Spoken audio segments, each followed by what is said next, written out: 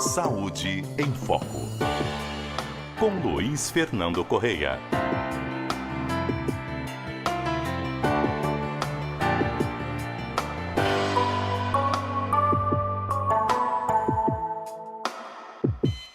Doutor Luiz Fernando Correia.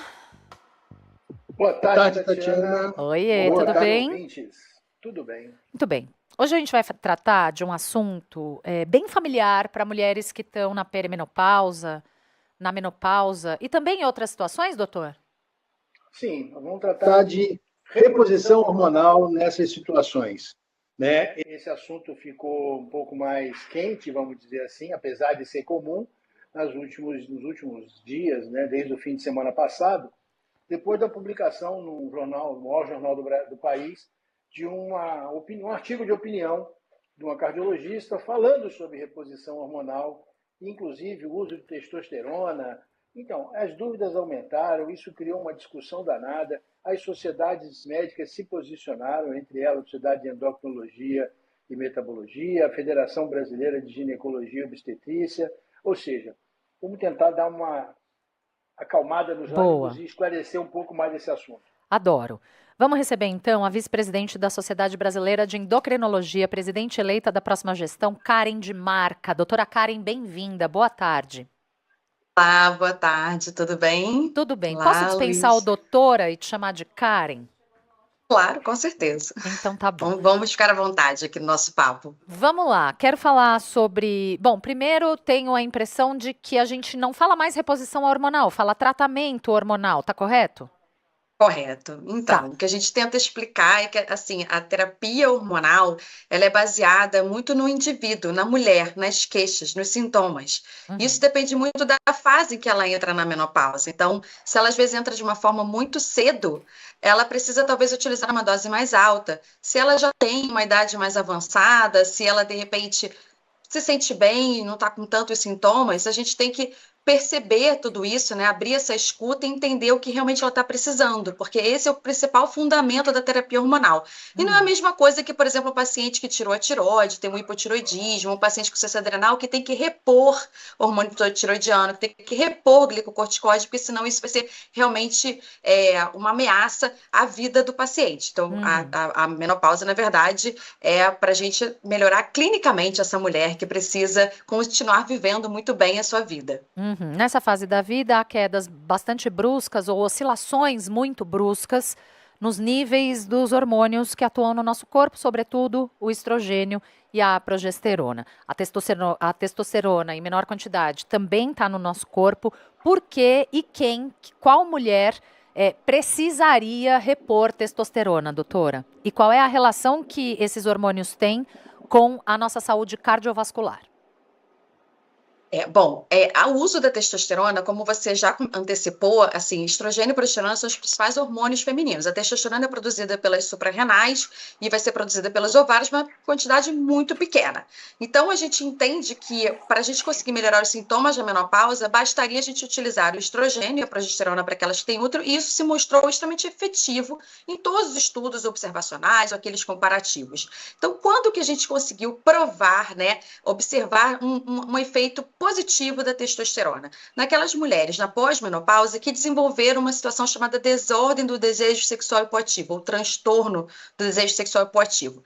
Esse diagnóstico, muitas vezes feito até por um psiquiatra, ele é de exclusão. Isso significa que a mulher não consegue ter prazer, seja ele em relação ao orgasmo, desejo, excitação, ela realmente tem uma disfunção sexual. E, a partir daí, o uso da testosterona, que foi testada em gel, um produto específico desenvolvido, que não existe no Brasil, então isso é muito bom salientar. Esse teste foi feito na Austrália, por exemplo, que é um importante estudo publicado, e que realmente aquelas que utilizaram na dose mais alta desse produto sentiram que houve uma melhora significativa, né, na sua função sexual. E isso só foi observado nas mulheres que tinham o diagnóstico, não naquelas que apenas tinham queixas muito frustras, assim, de baixa libido. Pontuais, isso. Tá. Te perguntei da saúde cardiovascular da mulher, porque a gente sabe que nessa fase também, com o fim da idade reprodutiva, os estudos que não são exatamente muitos, mas o que a gente tem de avanço da ciência no estudo do corpo da mulher nessa fase indica que essa parte pode requerer mais cuidado com a oscilação hormonal, certo? Certo. O estrogênio é um hormônio que parece mostrar assim uma melhora do nosso perfil lipídico. Ele ajuda, né, no nosso perfil lipídico. Ele ajuda na função do endotélio, né, que é nosso principal tecido dos nossos vasos sanguíneos. E ele melhora também a sensibilidade à insulina. Então, o que a gente percebe é que ele presente em nosso corpo ou utilizando na terapia hormonal pode reduzir os fatores de risco associados à doença cardiovascular. Então, na ausência dele, você realmente pode, por exemplo, mudar essa composição corporal, uma predisposição a uma gordura abdominal, que a gente sabe que hoje em dia tem todas as evidências que essa gordura abdominal terrível. É que vai levar, né, a gordura no fígado, aumento da resistência insulínica, predisposição a diabetes. Então, assim, realmente, de fato, o estrogênio mostra que ele pode ajudar nessa fase, né, porque, na verdade, a gente já nota um aumento de doença cardiovascular a partir dos 50 anos com a chegada da menopausa. É nítido, né, o quanto que a mulher começa a ter maior incidência de doença cardiovascular a partir desse momento. E daí só vai num crescente. Então, agora, a testosterona não. Então, assim, a grande polêmica foi dizer que a testosterona poderia ter um efeito benéfico sobre esses fatores cardiovasculares, sobre a saúde cardiovascular, e não. Até porque a gente percebe que pessoas que têm síndrome ovários policísticos, algumas situações, condições com aumento dos androgênios no corpo, tem até maior ocorrência de infarto, de hipertensão, de diabetes, obesidade. Então, para isso, não. Isso realmente, usar testosterona para esse fim de forma alguma. Karen, a gente sabe também que quando a médica pede os exames de sangue para dosar hormônio e tal, aquilo é uma fotografia muito volátil de como o nosso corpo está se comportando. Como você mesma disse, estrogênio e progesterona, que são os hormônios que estão em maior quantidade no nosso corpo, que sofrem essas oscilações, tem relação com a nossa saúde cardiovascular e com o nosso bem-estar também, porque é essa oscilação que faz aparecerem os sintomas da perimenopausa, da menopausa, que a gente conhece. O quanto a gente tem que se preocupar com testosterona, porque eu tenho a impressão que progesterona e estrogênio, desde que a mulher esteja bem cuidada por uma médica, isso vai ser bem conduzido. A testosterona, eu tenho a impressão que ainda há uma questão aí. Não existe indicação de se dosar testosterona, na verdade. A gente só vai dosar se você notar sinais de hiperprodução de testosterona no corpo da mulher. Então, se ela perceber aumento de acne, né, espinha, queda de cabelo, aumento de pelos em lugares que não são comuns, por exemplo, no rosto, no abdômen. Então, aí você tem que dosar testosterona. Os ensaios clínicos desenvolvidos são para aferir a testosterona no homem, ou seja, doses mais altas. E nem sempre é muito fidedigno essa dosagem que você faz se você não utilizar métodos mais específicos, como a espectrometria de massa. Então, a gente nem deve solicitar. Se uma mulher chega para mim no meu consultório e fala assim, eu tenho sintoma de baixa libido, eu estou sentindo baixa disposição, eu não devo solicitar testosterona para isso, eu devo investigar toda essa parte, né, a sexualidade é muito complexa, então o que isso pode estar envolvido, e principalmente ver se por acaso ela estiver atravessando já a fase da perimenopausa, da menopausa, que ela pode ter opção de estrogênio, porque a gente sabe que o estrogênio, ele é responsável também para alimentar as nossas vias erógenas, digamos assim, né? Então, assim, os grandes lábios, grandes e pequenos lábios, ficam mais enrugecidos, a gente tem aumento do aporte sanguíneo, irrigados. A gente tem maior lubrificação, irrigados. Então, assim, a sensibilidade genital é muito importante durante o ato sexual. É isso que vai despertar, talvez, um caminho para o prazer, para o orgasmo. Então, a gente percebe que isso não é necessário. Então, assim, não se deve pensar que existe uma clínica de hipoandrogenismo na mulher, tá? Isso é muito importante. As pessoas hoje em dia solicitam testosterona para qualquer idade, inclusive, pensando que você pode ter uma clínica de hiperandrogenismo, e a gente até o presente momento não conseguiu definir essa clínica, identificar que níveis laboratoriais estão condizentes com os sintomas da mulher relacionados a isso. Então, portanto, isso não é indicado. Perfeito. Tem muitas perguntas aqui chegando. A Tatiana, minha xará, está afirmando, mas eu vou te perguntar. Testosterona mal indicada pode causar que tipo de prejuízo no corpo da mulher? Vou falar o que eu tenho recebido no meu consultório, assim, né? Primeiro de tudo, queda de cabelo. Então, a gente já começa a ter o cabelo mais fino, mais quebradiço por conta da menopausa, né? Mas mesmo aquelas que não estão passando pela menopausa, então logo notam aumento de cabelo. E, aumento do clitóris, que é irreversível, né? Então, a gente percebe a clitoromegalia. É uma coisa muito assim, que é muito típica, piora do perfil lipídico. Olha, eu acompanho mulheres que colocaram implante de testosterona e aí quando eu vou ver, quando elas não tinham implante, elas tinham um colesterol ótimo, elas colocaram o implante, elas têm queda do HDL, que é o colesterol bom, e elas têm aumento do LDL. A gente percebe que também esse efeito da testosterona sobre os vasos sanguíneos pode provocar um enrijecimento, então assim, um aumento da ocorrência de hipertensão arterial, retenção hídrica, né, de edema. E a gente percebe também aumento pode ter, né, aumento da resistência insulínica predispondo ao diabetes. Então, eu acho que esses seriam acne também, né? Muitas falam de acne no dorso. Ou seja, a gente percebe agravamento da voz, uma voz de um timbre vocal mais grosso, né? Então, nitidamente, gente, a testosterona, quando ela é utilizada em doses realmente mais altas, você percebe uma masculinização, porque ela é um hormônio masculino, Sim, principalmente, né? Ela é o hormônio predominante do sexo masculino. sim. Doutor Luiz Fernando, eu tô aqui monopolizando a Karen, fazendo todas as perguntas que eu quero, assim. Tô adorando o papo de menina que vocês estão levando. Isso Papo é de muito bom, menina, tem que ser papo de todo mundo, doutor Luiz Fernando. Não é papo de menina, não. O marido tem que saber como é que funciona o corpo da mulher. Pai tem que saber como funciona o corpo da mulher. Amigo tem que saber como funciona o corpo da mulher. Porque esses sintomas tem a ver com eles também, né? Sim, por isso que eu trouxe a doutora Karen para cá, aliás. Demais, eu adorei. Então, eu acho que algumas coisas que algumas coisas super importantes já foram faladas. Essa questão de que não precisa dosar, gente. Isso aí virou um mercado milionário. A gente, infelizmente, tem que falar desse assunto, Karen. O quanto a gente tem visto esse mercado se criando através de indicação errada e de utilização que não existe. Uma frase que você falou logo no início, eu acho que merece ser repetida e talvez explicada com mais detalhe. Existe testosterona para aplicar na mulher disponível no mercado? Eu posso prescrever e alguém vai na farmácia e compra? Então, não temos, né? Então, assim, se a gente realmente nos deparar com um caso, né, de uma paciente que tem essa síndrome do transtorno do desejo sexual hipoativo, a gente vai ter que realmente mandar manipular, mas a gente acha bastante temerário isso, né? Porque a gente não tem uma formulação. As formulações que existem são para homem, as doses são muito grandes. Se você administrar essa dose para mulher, ela vai ficar masculinizada. E a gente não recomenda que você busque o uso de implantes, pellets, as pessoas falam de uso de sublingual, né?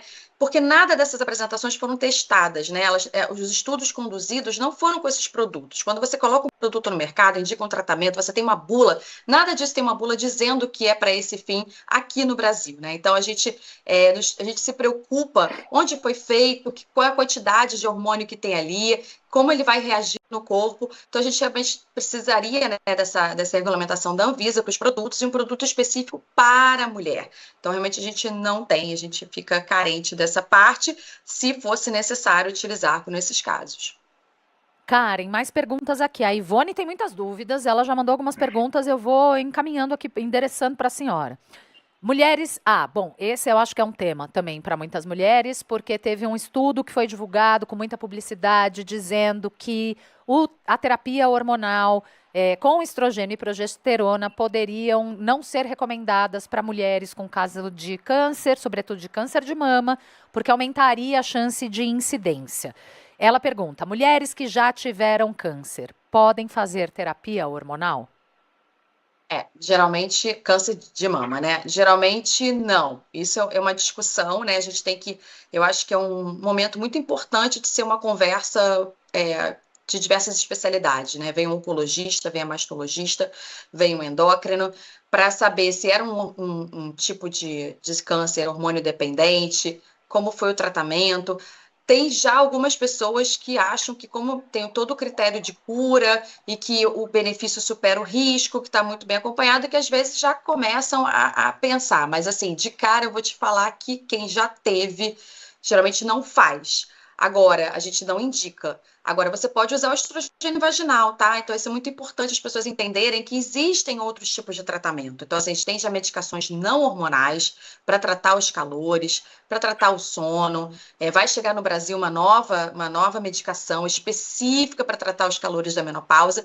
E o estrogênio vaginal melhora muito essa função, tanto de incontinência urinária, ressecamento, dor na relação sexual. E ele pode ser permitido, né, em determinados casos de pessoas que tiveram câncer. Ainda nessa seara, a mesma Ivone, e aí vou combinar a pergunta da Ivone com a pergunta da Clarice. A Ivone está falando assim, qual é o tempo que a mulher... qual é o tempo ideal para começar esse tratamento? ela tem que já estar na menopausa, quer dizer, pós-menopausa, pode repor? Ou já não faz mais efeito se tiver há alguns anos na menopausa? E aí vou emendar aqui a Clarice dizendo, a reposição ou a terapia hormonal pode ser feita até que idade?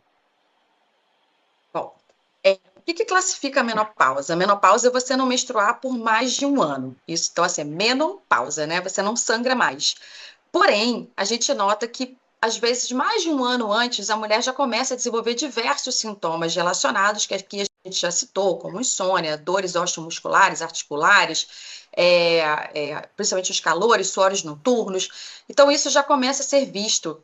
E a gente percebe que se você não entrar, talvez, com uma medicação já neste momento, ela pode ter uma alteração da sua qualidade de vida muito grande.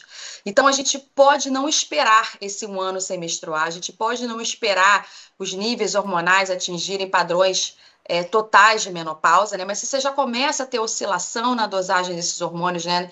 E já começa a ter sintomas muito incapacitantes, a gente já poderia começar, e aí é por isso que a gente fala de terapia hormonal. Porque essa mulher que está no início desses sintomas, eu posso, por exemplo, dar uma pílula, sabia?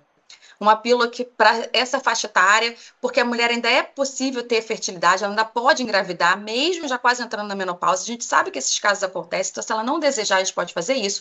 Eu posso botar um DIU com levonorgestrel, com hormônio, e associar uma dose baixa do estrogênio.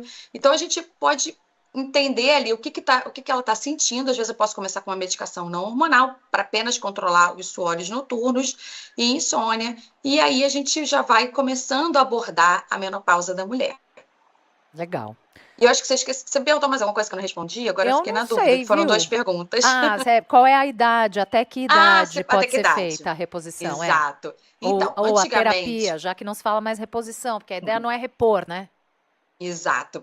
E ela vai mudando também ao longo do tempo, né? Então, o doutor Ricardo Meirelles e a doutora Amanda Taide sempre falam assim, né, que são os grandes iniciantes da endocrinologia feminina aqui no Rio de Janeiro, até a próxima consulta. Hoje em dia a gente não tem mais a questão de que só vai fazer 10 anos de terapia hormonal, ou que vai esperar chegar aos 60 e depois você vai parar.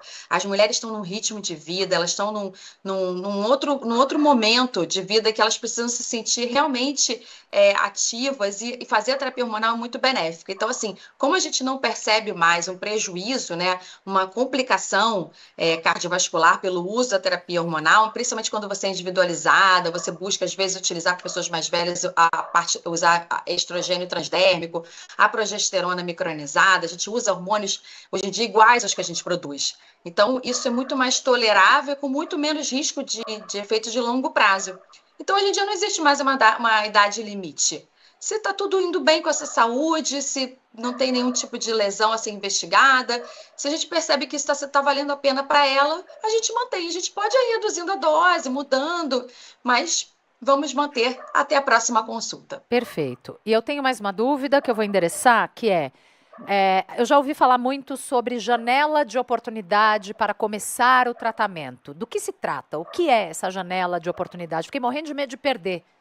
Ih, passou a janela, perdi, não vou poder fazer mais. É por isso que você tem que ficar conectada com o seu médico, com a sua médica, sobre se já chegou o momento ou não, né? Então, essa janela veio exatamente o que você mencionou de um estudo, né? Esse estudo é o WHI, que quando ele foi interrompido, na verdade, ele não chegou ao fim, porque ocorreu um aumento dos casos de câncer de mama e de derrame cerebral e eventos tromboembólicos. Mas, assim, esse estudo foi conduzido com mulheres de uma faixa etária muito ampla. Tinham mulheres desde 50 anos até mulheres com 70 anos, ou seja, elas começaram muito tardiamente o uso dos hormônios. Não era o estrogênio natural, era o estrogênio sintético. A progesterona também não é a progesterona oral micronizada. Então, eles reavaliaram esse estudo muitos anos depois e tentaram entender o que aconteceu. E viram que as pessoas que utilizaram não tiveram aumento da mortalidade e entenderam que talvez aquelas que usaram entre 50 e 60 anos não tiveram essas alterações. As que tiveram eram mais velhas, assim, né? Tinham mais idade, tinham mais tempo sem o estrogênio no corpo, que a gente sabe que pode estar associado a uma piora do nosso sistema cardiovascular, né? A complicações de saúde. Portanto, qual é a janela de oportunidade, segundo vários outros estudos que vieram para confirmar? Você tem que começar o mais cedo possível, seja da última menstruação, até mesmo quando os sintomas começam.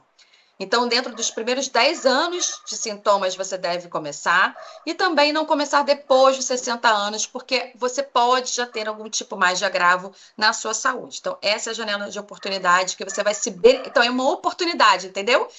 A terapia hormonal, ela é um benefício, né, aos sintomas da mulher, e é uma oportunidade você começar nesse período. Perfeito. Regina. Bom, primeiro a mesma Tatiana, minha xará, tá aqui no chat, só com grandes highlights, falando sobre a importância do exercício físico no tratamento dos sintomas da menopausa. Isso é super importante, né, Karen? Na verdade, a redução do estresse é super importante, né? A gente percebe que mulheres que realmente praticam atividade física, que têm uma boa... dormem bem, uma boa higiene do sono, se alimentam, né? Hoje em dia fala-se que talvez a dieta do Mediterrâneo fosse muito interessante para as mulheres, por oferecer uma ingesta de gorduras mais monoinsaturadas, poliinsaturadas, oferta de maior quantidade de grãos, menos carne vermelha, poderia ser benéfico. Então, muitos desses alimentos, às vezes, podem ser mais ricos em fito-hormônios, que a gente chama, né? Derivados de soja. Então, a gente percebe que todos esses fatores podem, de repente, propiciar, né, que ela atravesse de uma forma melhor a menopausa, né, com menos sintomas. A gente sabe que, realmente, essas oscilações hormonais provocam muitas alterações de humor. Então, se você pratica atividade física, a gente sabe que isso é um escape para a melhora do nosso humor, né? Isso é uma melhora também para combater depressão, ansiedade. É um período mais difícil, que a gente percebe realmente o aumento dos casos de depressão e ansiedade. Então, acho que isso é uma prática muito, muito positiva para essa fase. Sim. Aliás, para todas as fases. Eu tenho que falar que exercício físico para todas as fases. Sim. Essa terapia, ela como é que eu posso dizer? Certeira? Quer dizer, obviamente, aqui a gente está falando do conhecimento geral do que a ciência sabe até agora sobre isso. Karen tá médica, vice-presidente da Sociedade Brasileira de Endocrinologia, vai ser presidente na próxima gestão da entidade, contando para a gente sobre o que a gente tem de conhecimento científico sobre o corpo da mulher e as alternativas que a gente tem nessa fase da vida. Mas me parece que o caso a caso é importante, né, Karen? A importância de você conversar com a sua médica, falar sobre os seus sintomas, e aí ela vai saber te orientar melhor. E eu tô dizendo, o tratamento é certeiro, porque também já ouvi de mulheres que foram fazendo algumas tentativas até acertar exatamente o que é que funcionava para o corpo delas. Como é que é esse processo?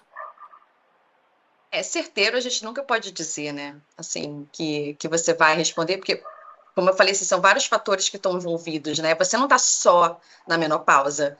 Tem várias coisas acontecendo na sua vida, em geral, né? Então, E, pode em geral, ser muita que outras coisa coisas... acontecendo O meio nessa ambiente fase está da vida, né? interferindo, né? Exatamente. Então, assim, por exemplo, uma mulher que está entrando na menopausa, mas ela tem obesidade, ela tem diabetes, ela tem outras condições que podem, né, prejudicar, às vezes, a vida dela, que só a terapia hormonal não vai resolver. Agora, o que eu posso te falar é que o melhor tratamento para fogacho é o principal sintoma da menopausa, tá? Então, assim, é o que a gente percebe, hoje em dia até fala de sono, doença, dores articulares, mas, assim, o principal mesmo conhecido é o fogacho. E o melhor tratamento para fogacho é estrogênio, isso que eu posso te falar. Assim, se você der estrogênio para essa mulher, provavelmente ela vai melhorar ainda até quase 80%, conforme a dose desse sintoma. O restante, às vezes, sintoma geniturinário, eu vou precisar de um estrogênio local, mas eu acho que se a gente vai ser certeiro se eu escutar bem a paciente, né? Se eu tentar entender tudo que ela está sentindo e todo o contexto de vida dela, para eu tentar realmente ser certeiro. Acho que essa é a nossa finalidade. Eu vejo o pessoal pedindo vários exames genéticos para poder entender como você responde a dietas, como você responde ao exercício, como você responde ao secar.